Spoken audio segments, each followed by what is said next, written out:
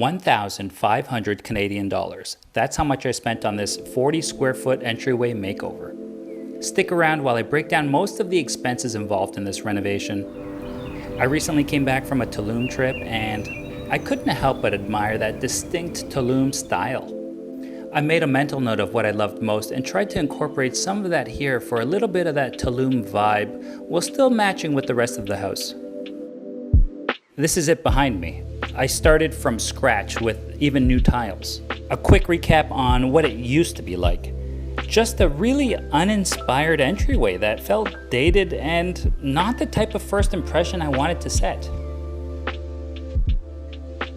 I stayed at an Airbnb in Tulum this summer and it really inspired some of the decision making here.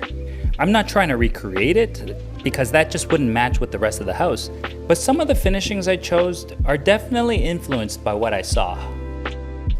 That's why I went with this tile. The moment I saw it, I really got those Tulum vibes.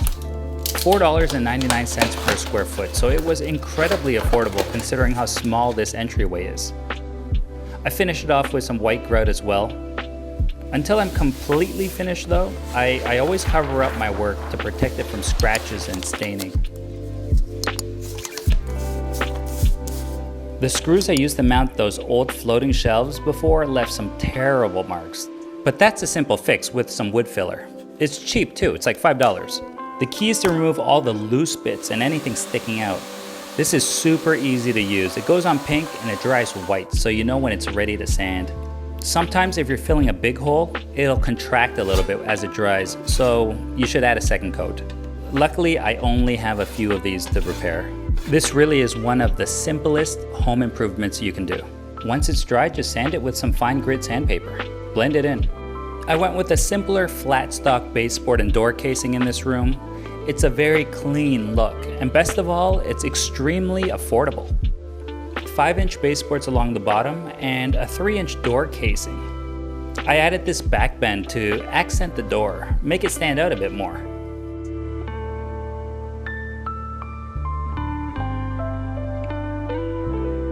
While I had the miter saw out, it made a lot of sense to get to work on this board and batten wall. I really like the look. I've done something similar in my bedroom where I installed board and batten. I'll link the video now if you're interested, but it's the vertical lines that I'm really interested in. It really emphasizes how high the ceiling is here. My concern was about expansion and contraction of this material. It's MDF. I've used long MDF boards before that really contract in the winter, and I'm worried that might happen here. To deal with that, I'm going to run the Shiplap wall a little bit long so I can cover it with the baseboards, and I'm going to do the same thing at the top too. I'll cover it with a 7-inch MDF flat stock that I'll paint the same color. This way, any expansion or contraction that takes place will be hidden. Nobody will see it. I used 1/2-inch plywood across the top that matched the thickness of the MDF shiplap. That way I can install this flat stock right onto the plywood. With these long vertical lines, the key really is to have them perfectly straight. Your eyes are going to notice if it starts to go a little bit off to the side, and the same can be said with the tile. The tiles are going to form lines as you lay them, and you just want it to go with the flow of the room. Let's turn our attention to the closet. I had a real problem before with just too many shoes that would litter the floor here. You'd have to step over shoes to get into the house actually.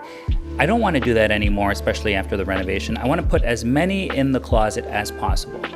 This is the most affordable way I found that also looked good. These clips are specifically made for shoe racks. It holds the wire shelving at a slight angle and you can cut them down to perfectly fit inside your closet. The end result looks great and it's so affordable and very easy. I would highly suggest this to anyone.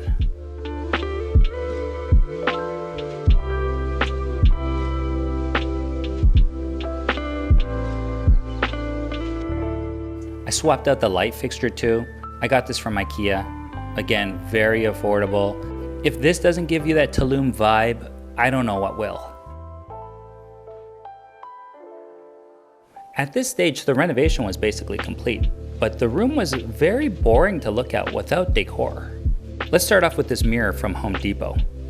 The rounded top with the thin black frame was the main attraction for me.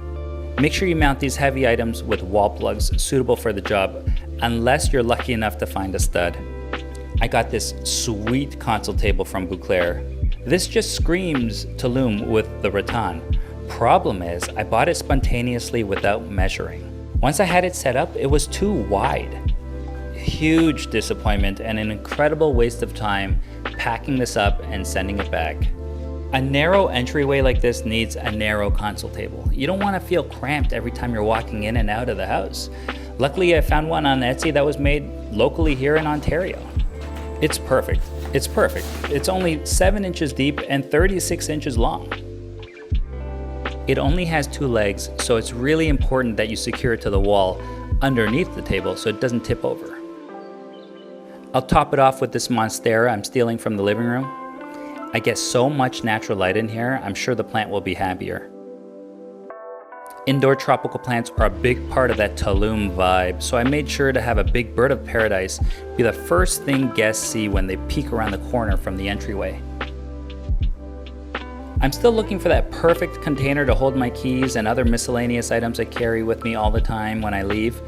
But for now, as a placeholder, some books and this jar of sand and shells brought back from Okinawa. Oh, and this little cactus I had lying around the house. It could benefit from all this sunlight.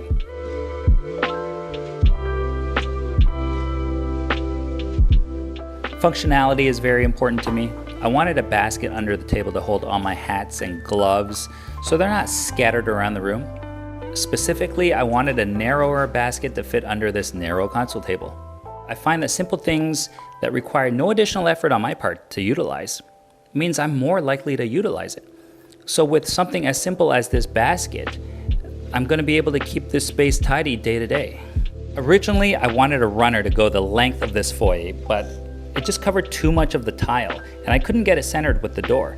So I didn't like that look. I settled on just a smaller welcome mat so that I can keep these tiles looking new as long as possible.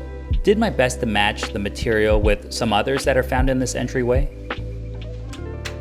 I didn't think about ambient lighting before this renovation, so I didn't install an outlet. I wish I did. Some regret there, but I did find the perfect solar lamp. With so much natural lighting in this room, it just charges on its own, and then it turns on automatically as the day starts to darken. It's a very welcoming light to see as you open that front door when you're coming home every day. I had some very grand ideas of running viney plants along the top here so that I can hang over kind of like a curtain. I still think that look would be amazing. It's just a lot of work to be watering plants that high up, and then I think it's too much light. It was going to burn the leaves on these vines, so I sort of scrapped that idea. I might come back to it one day. Anyways, thanks for watching.